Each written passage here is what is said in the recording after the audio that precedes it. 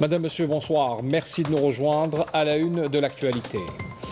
Le président de la République, Abdelmadjid Tebboune, chef suprême des forces armées, ministre de la Défense nationale, a présidé ce dimanche la réunion périodique du Conseil des ministres. Les détails à découvrir en début de journal. Le président de la République a reçu ce dimanche le chef du gouvernement d'unité nationale libyen, Abdelhamid Beibah, qui était à la tête d'une importante délégation.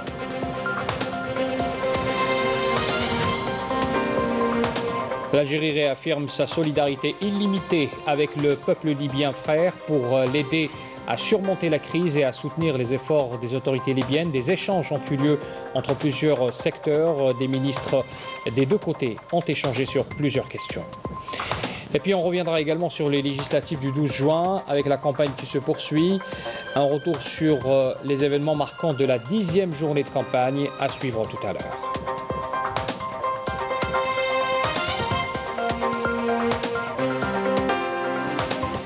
Bienvenue à tous. Le président de la République, Abdelmadjid Tebboune, chef suprême des forces armées, ministre de la Défense nationale, a présidé ce dimanche la réunion périodique du Conseil des ministres consacrée à l'étude et l'approbation de plusieurs projets d'ordonnance, des exposés qui concernent également plusieurs secteurs, à savoir la justice, les ressources en eau, l'agriculture et le développement rural, ainsi que la culture et les arts. Après avoir écouté un rapport du Premier ministre sur l'activité du gouvernement durant les 2 dernières semaines, le président de la République a ordonné ce qui suit. D'abord, la dispense des étudiants et des personnes âgées à faible revenu, parmi les Algériens désirant revenir au pays, des charges d'hébergement dues au confinement sanitaire obligatoire donc à leur arrivée.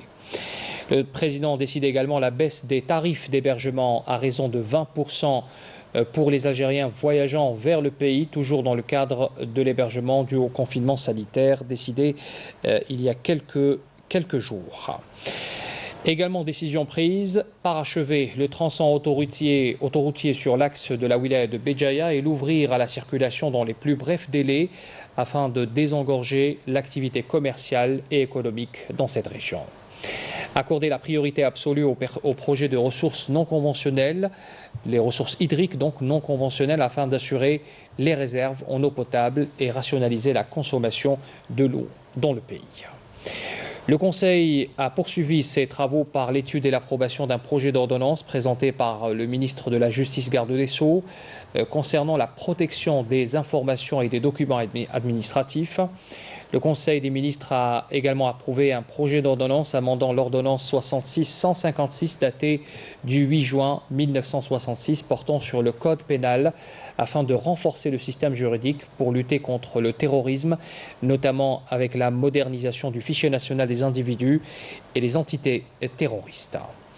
Le Conseil des ministres a décidé de reporter également le débat et l'approbation du projet d'amendement du Code de commerce et le projet d'ordonnance numéro 66-156, daté du 8 juin 1966, portant sur le Code pénal, dans son volet relatif à la dépénalisation de l'acte de gestion, jusqu'à l'élection de la prochaine Assemblée populaire nationale, consacrant ainsi les pratiques de la démocratie.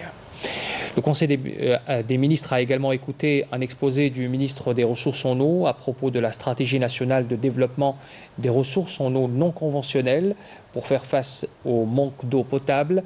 Après cet exposé, le président a ordonné également la création d'une agence nationale chargée de la gestion des stations de dessalement d'eau de mer sous la tutelle du ministère de l'Énergie, la réalisation de nouvelles stations de dessalement d'eau de mer en veillant à accélérer leur construction ainsi que le choix stratégique de leur emplacement. L'activation aussi de toutes les lignes de stations de dessalement d'eau de mer pour renforcer les réserves en eau, interdire l'exploitation des eaux souterraines pour la plaine de la Mitija et la consacrer exclusivement à l'irrigation agricole pour cette région. Et puis en prévision de la campagne moisson-battage de la saison 2020-2021, le président affirme également l'utilisation des moyens scientifiques disponibles pour augmenter la production des céréales. faire participer des commissions composées d'ingénieurs agronomes pour l'étude de la nature des terres, des sols donc, et des terres agricoles, et mettre en place un plan stratégique pour organiser les spécialités de production agricole. Se diriger aussi vers une spécialisation de la production du blé dur, considérée comme étant la valeur la plus importante et la plus importante donc sur le marché international, et travailler sur l'exploitation du surplus de production locale pour réduire la quantité importée de blé tendre. Revoir aussi la carte agricole des céréales, en particulier le blé dur selon les spécificités techniques, géographiques et économiques de chaque région du pays. Et puis entamer aussi un travail de sensibilisation pour changer les mentalités également dans ce secteur. Concernant l'exposé de la ministre de la Culture et des Arts concernant le plan de travail pour l'industrie cinématographique et la production audiovisuelle, le président de la République a chargé le gouvernement de poursuivre l'étude des différents aspects de ce projet. Avant de conclure les travaux, le Conseil des ministres avait approuvé également plusieurs décisions individuelles concernant la nomination et la fin de fonction à des hautes fonctions de l'État. Voilà donc le compte-rendu complet de cette réunion donc présidée par le président de la République, Abdelmadjid Tebboune. Le président de la République, Abdelmadjid Tebboune, a reçu également ce dimanche le chef du gouvernement d'unité nationale libyen, Abdelhamid Dbeibah, accompagné d'une importante délégation ministérielle. Les discussions ont porté sur les moyens d'intensifier la coopération bilatérale dans tous les secteurs, notamment en ce qui concerne la coordination sécuritaire et la lutte contre la criminalité transfrontalière, mais aussi au développement de l'échange commercial à travers l'ouverture de l'espace aérien. La visite a été l'occasion d'affirmer le rôle crucial de l'Algérie dans l'instauration de la réconciliation entre les frères libyens et à parachever également le processus de la voie politique comme seul moyen à même de garantir la souveraineté de la Libye et de son entité territoriale.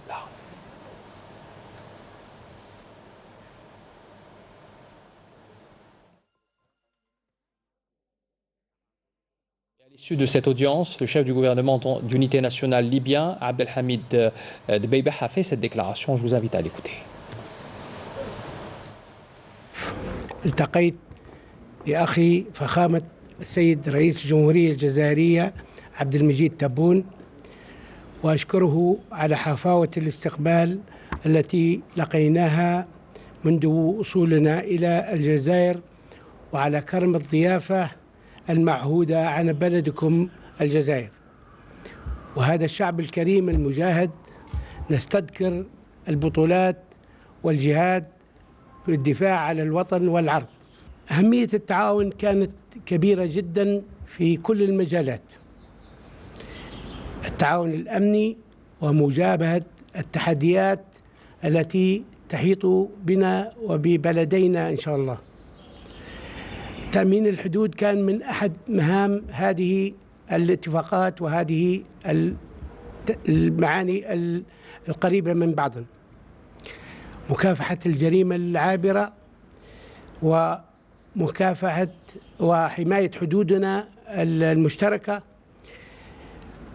ومطالبة المجتمع الدولي بالتصدي للقوات والمرتزقة التي تتواجد في صحرانا الكبيرة. تم الاتفاق على التعاون في بعض المجالات، ومن أهمها زيادة التبادل التجاري بين البلدين وهو ضعيف جدا، وإن شاء الله نريد الكثير من التعاون في زيادة هذا التبادل. طلبنا من السيد الرئيس المشاركة في المصالحة الوطنية الليبية. دولة الجزائر مؤهلة أن تكون تقود أو تدعم المصالحة الليبية بحيث أنها لم تتدخل في كل مشكل الليبي في ال10 سنوات الماضية. في تعاون كبير جدا في مجال الكهرباء والطاقة. نحن الحقيقة نشكر الشعب الجزائري والحكومة والأخوة في شركة الكهرباء على تعاونهم معنا في السابق في إرسال الفنيين في دعم شبكتنا ودعم في صيانة أو دعم الكهرباء في تواجدهم في طرابلس والخمس المدة الماضية. وطلبنا بعض الاحتياجات العامة من خلال دعم شركة الكهرباء ووزارة الطاقة في الجزائر إن شاء الله. طلبنا من الأخوة في الحكومة الجزائرية والسيد الرئيس فتح المنافذ البحرية لحل وتبادل الحركة بين الدولتين، والحمد لله نريد بعض الترتيبات الأمنية، وإن شاء الله حتكون الحدود مفتوحة بيناتنا. تعاون كبير في مجال الصحة ومراكز السرطانات وزراعة النخاع الشوكي. السيد الرئيس استضاف كثير من التدريب، المعاهد التدريب في بلد الجزائر الحبيبة. تم دعوتنا للمشاركة ودعم الشعب الليبي في موضوع التدريب في جميع المجالات. نتمنى من اخوتنا في الجزائر ان يسع صدرهم لاستقبالنا والتعاون معنا، ونحن ننظر الى الجزائر كأخ أكبر، ونتمنى لهم وشعبهم كل التحية والصحة والعافية، ونحن شعب واحد في بلدين. شكرا، بارك الله فيكم. Un peu plus tôt ce dimanche, le chef du gouvernement d'unité nationale libyen, Abdelhamid Dbeibah, s'est recueilli au sanctuaire des martyrs d'Alger à la mémoire des chouhadas de la glorieuse révolution. Cette gerbe de fleurs a été déposée au sanctuaire des martyrs.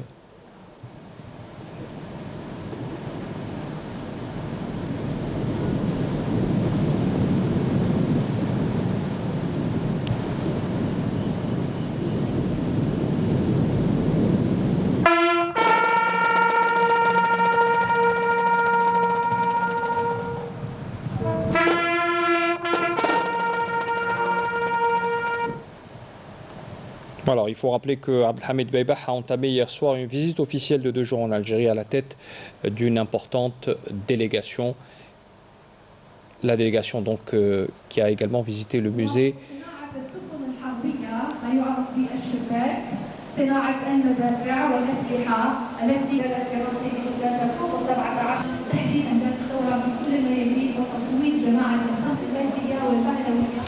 Voilà donc pour ce matin. Alors il y a également cette activité, bien sûr, le chef du gouvernement d'unité nationale libyen, Abdelhamid Dbeibah, s'est dirigé par la suite à la SAFEX, avec bien sûr le Premier ministre Abdel Jarrad, à la visite de différents stands de la production nationale, différents secteurs confondus. Bien entendu, cette visite a permis aux 2 parties de voir les secteurs qui peuvent être, bien sûr, les secteurs donc qui peuvent être exploités en matière de coopération entre les 2 pays. Il était accompagné, vous le voyez sur ces images, de plusieurs membres du gouvernement, notamment le ministre des Affaires étrangères Sabri Bouradoum et le ministre du Commerce Kemal Zig. Le Premier ministre avait écouté les explications des exposants et producteurs algériens. Le but de cette visite à la SAFEX était de développer donc et renforcer la coopération économique et commerciale entre l'Algérie et la Libye. Plus de détails, bien sûr, à suivre tout à l'heure au journal de 20h. Le ministre des Affaires étrangères avait accordé une audience à son homologue libyenne, Najla El Mangouche. Sabri Bouradoum avait réaffirmé la solidarité illimitée de l'Algérie avec le peuple libyen frère pour l'aider à surmonter la crise et à soutenir les efforts des autorités libyennes pour rétablir la stabilité dans ce pays. On écoute la déclaration des 2 ministres des Affaires étrangères. J'ai abordé avec ma consoeur libyenne l'ensemble de mesures à même d'aplanir les difficultés que rencontrent les opérateurs économiques des 2 pays et la promotion des échanges commerciaux et économiques, concernant notamment l'accélération de l'ouverture du poste frontalier d'Ebdeb-Redames. Je saisis cette occasion pour louer les relations d'amitié, de fraternité et de voisinage qui lient nos 2 pays, des relations qui consacrent les valeurs de l'entente dans la prospérité comme dans les épreuves. Aujourd'hui, comme par le passé, ces principes sont encore en vigueur. Le peuple libyen a toujours apporté un soutien indéfectible à la révolution algérienne. Au même titre, nous affirmons que l'Algérie apporte son soutien aux frères libyens et œuvre à appuyer les efforts des autorités libyennes visant à instaurer la stabilité politique et sécuritaire, à consacrer la réconciliation nationale et à unifier les institutions en prévision des prochaines élections qui seront programmées par les autorités libyennes.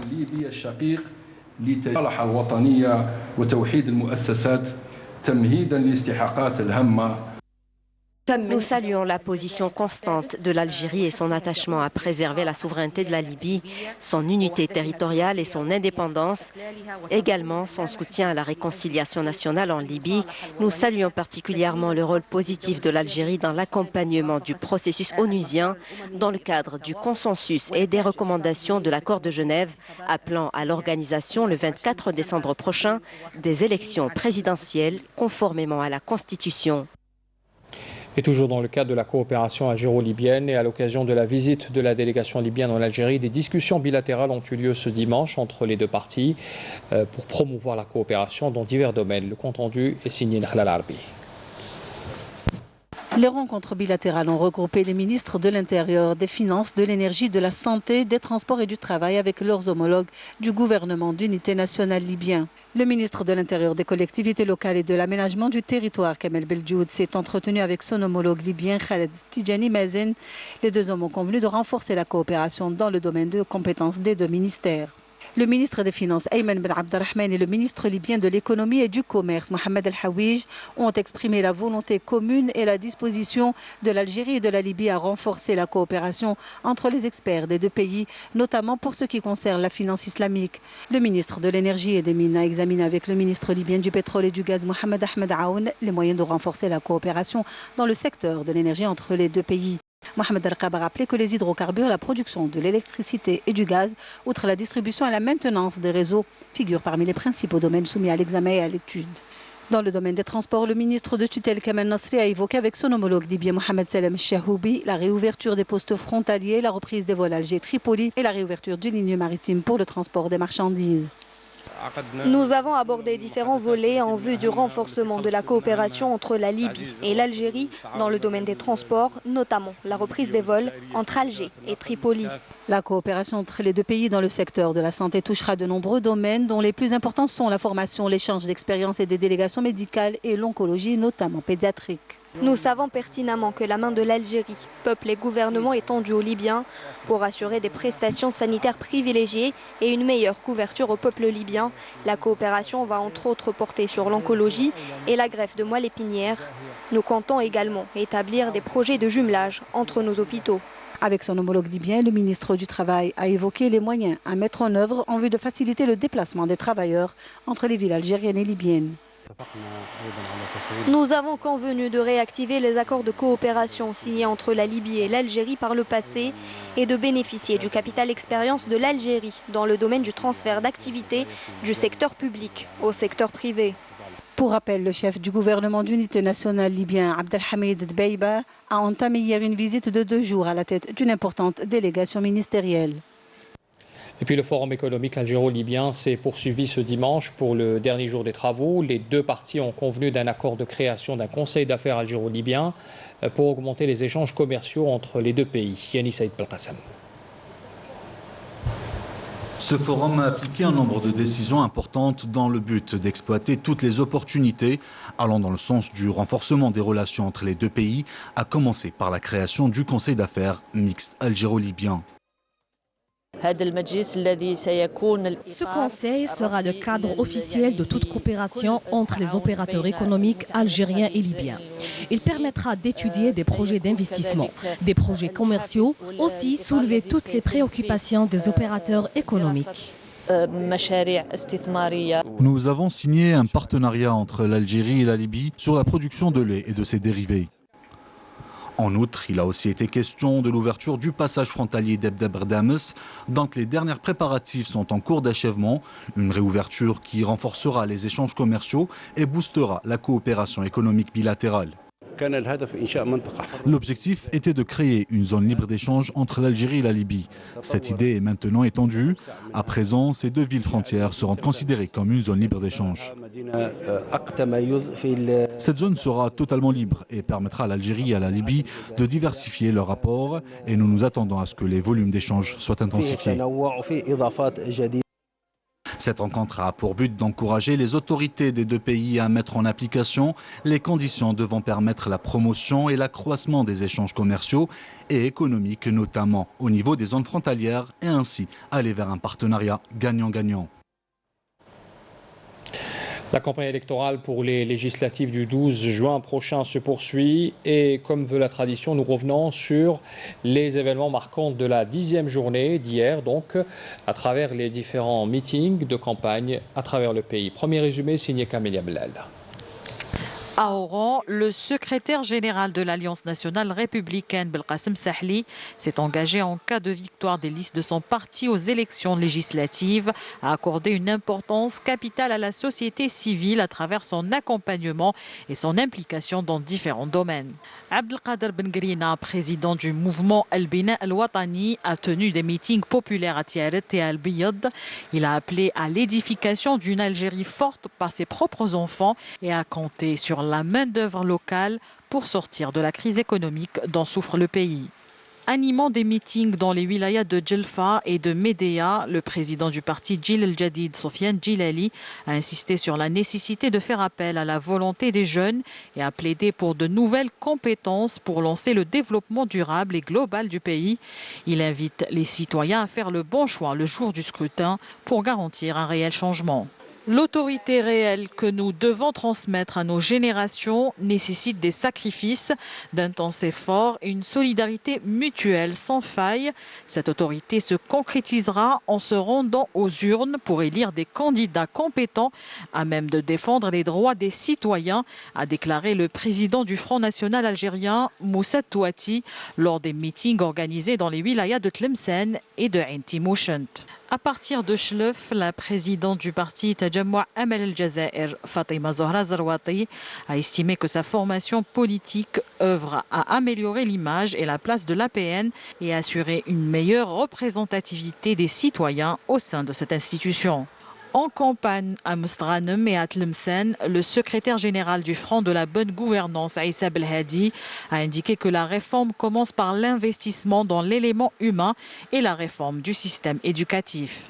S'exprimant lors des meetings tenus à Larwat et à Djelfa, le président du parti El Wassit Siyasi, Ahmed Laroussi Rouibet, a mis l'accent sur l'importance de participer au prochain scrutin.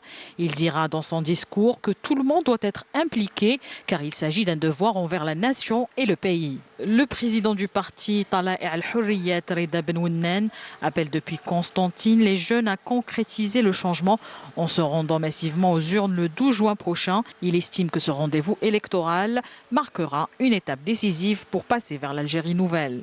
Dans le même sillage, le président du parti Al-Fajr El-Jadid, Tahar Ben Baïbesh, a insisté depuis Batna et Sétif sur la nécessité d'assurer des élections législatives transparentes le 12 juin prochain afin de garantir la stabilité et l'unité du pays et opérer le changement escompté.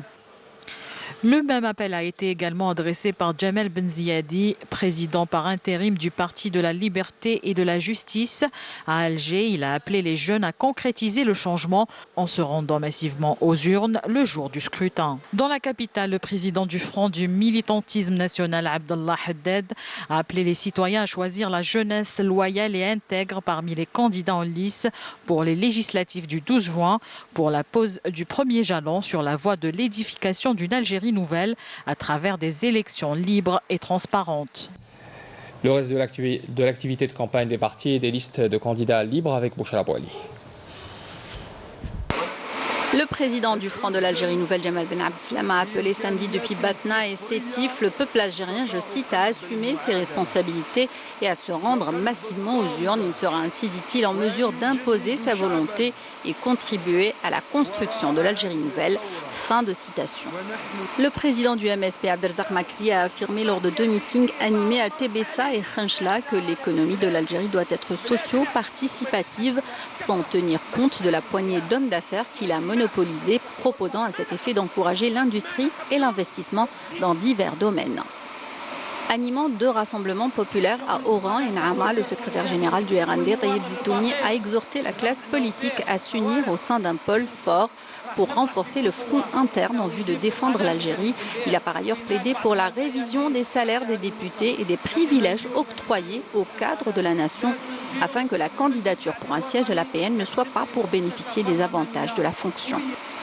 Le président du Front Al-Mustaqbal Abdelaziz Belaïd a appelé lors d'un meeting à Alger le peuple algérien à élire des candidats compétents capables de servir le pays à travers le renforcement des lois de la République et la représentation du peuple sans aucune distinction, des propos qu'il a réitérés lors du forum du journal Al-Hiwar. Le secrétaire général du FLN, Aboul Fadl Baadji, a appelé depuis Janet et Tamen Rasset à une large participation aux prochaines législatives pour faire réussir ce rendez-vous électoral et barrer la route aux forces qui cherchent à entraver le processus électoral, a-t-il dit. Le président du Parti du Renouveau algérien, PRA, Kamel Ben Salem, a appelé depuis Sétif à changer les mentalités et opter pour des pratiques, des programmes et des visages nouveaux pour édifier la nouvelle Algérie et réaliser le changement que le peuple souhaite. Le président du mouvement Al-Islah Filali Rouini a affirmé lors de rassemblements populaires à Djidjeleti Semsilt que son parti, à travers ses candidats, ne donne pas des promesses mais plutôt des engagements dont il œuvre à concrétiser au sein de l'APN en cas de victoire de ses listes. Le secrétaire général du parti El Karama, Mohamed Daoui, a affirmé depuis Borj Bouaririch que des représentants de certains partis politiques font des promesses qui ne relèvent point des prérogatives du député, dont les missions sont de contrôler le travail des membres du gouvernement, de présenter des projets de loi et non de réaliser des projets. Le président du mouvement Al-Nahda, Yazid Ben Aïcha, a affirmé depuis Oran et Sidi Bel Abbès que les citoyens doivent disposer d'un pouvoir décisionnel et les institutions élues doivent jouer leur rôle de contrôle et d'interpellation. Le président du Front de la Justice et du Développement, Abdallah Jaballah, a fustigé samedi à Oran et à Ain Defla les partisans du boycott des joutes électorales, appelant ses partisans à être sur le terrain et à ne pas écouter les discours défaitistes. Enfin, le président du parti Saout al-Shab, Lamine Ousmani, a appelé la classe politique depuis Sétif à être à la hauteur de l'enjeu en termes de choix des candidats les plus aptes pour représenter fidèlement le peuple et qui plaideront en faveur de l'égalité des chances et de la juste répartition des richesses du pays, a-t-il souligné. L'actualité à l'étranger, l'Espagne a décidé de ne pas participer aux manœuvres militaires internationales African Lion 2021 prévues du 7 au 18 juin en raison du fait que ces exercices se dérouleront en partie sur les territoires sahraouis occupés. C'est ce que révèlent les sources gouvernementales au journal espagnol El País. Officiellement, la raison invoquée par l'Espagne pour expliquer sa décision est d'ordre budgétaire, mais des sources gouvernementales expliquent que Madrid refuse d'engager ses troupes dans un exercice militaire se déroulant au Sahara occidental afin de ne pas légitimer l'occupation marocaine des territoires sahraouis. Le journal espagnol précise qu'il s'agit de la première fois que l'Espagne refuse de participer aux exercices de l'African Lion en 3 décennies. Revenons en Algérie. À l'occasion de la fête des mères, beaucoup d'Algériens sont sortis pour trouver des cadeaux, le cadeau parfait, entre bouquets de fleurs ou parfums. L'inspiration était au rendez-vous. Reportage Walid Yousfi. Oumi, Yima, Madre ou la Mama, chacun l'appelle dans sa langue natale, mais quel que soit le pays ou la culture, la tendresse et l'amour restent les mêmes. À Alger, ils sont nombreux aujourd'hui à partir à la recherche du cadeau parfait. Entre bijoux, accessoires ou un bouquet de fleurs digne de la première femme de sa vie, faire plaisir à sa maman n'a pas de prix. J'ai l'habitude d'acheter des cadeaux à ma mère. J'ai opté aujourd'hui pour des fleurs. J'ai prévu de réunir toute la famille autour d'un bon dîner pour cette occasion. Mes enfants pensent à moi à chaque fête, que ce soit pour mon anniversaire, pour la fête des mères ou autre occasion. D'habitude, je lui achète un parfum, des fleurs ou des accessoires. Le plus important, c'est que ça lui fasse plaisir et qu'elle soit heureuse. Nada a 27 ans. Pour elle, l'originalité rime avec efficacité. Pour cela, il n'y a pas mieux que de surfer sur Internet pour trouver la perle rare. Il y avait pas mal de modèles sur la page. J'ai craqué sur un, elle m'a expliqué en détail ce que c'était et on m'a dit qu'il y avait une expo ici en fait à Alger Centre. J'offre des fleurs ou des petits cadeaux symboliques comme ça pour la maman. Ben, c'est la maman, on n'a qu'une seule prière, donc il faut la mettre en valeur. Ça bouge beaucoup, on travaille énormément, pratiquement 10 jours avant. On a aussi les commandes de dernière minute. Je travaille en ligne, on fait la livraison.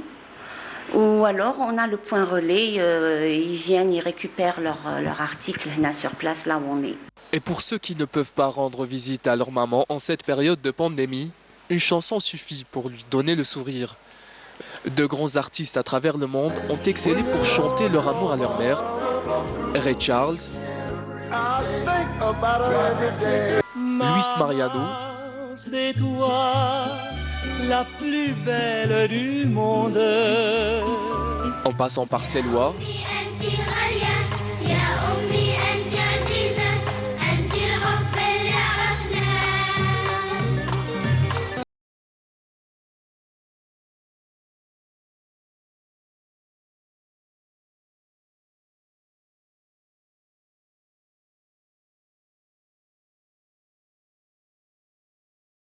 qui a chanté pour sa mère à l'âge de 12 ans.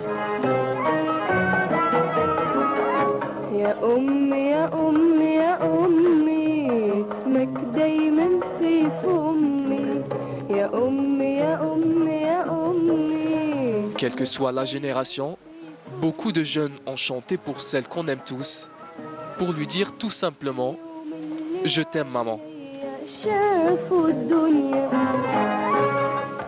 شافوك يا أمي العزيز عليا ضحكوا معك ضحكوا معك. Encore une fois, une bonne fête à toutes les mamans en ce dernier dimanche du mois de mai. Une info sport, une bonne nouvelle pour l'haltérophilie algérienne. L'haltérophile algérien Walid Bidani, sacré champion d'Afrique au Kenya grâce notamment à ses 3 médailles d'or chez les plus de 109 kilos, a définitivement assuré sa qualification aux Jeux Olympiques de Tokyo. La sélection nationale a glané un total de 39 médailles dans ces championnats d'Afrique, à savoir 10 médailles en or, 18 en argent et 11 en bronze.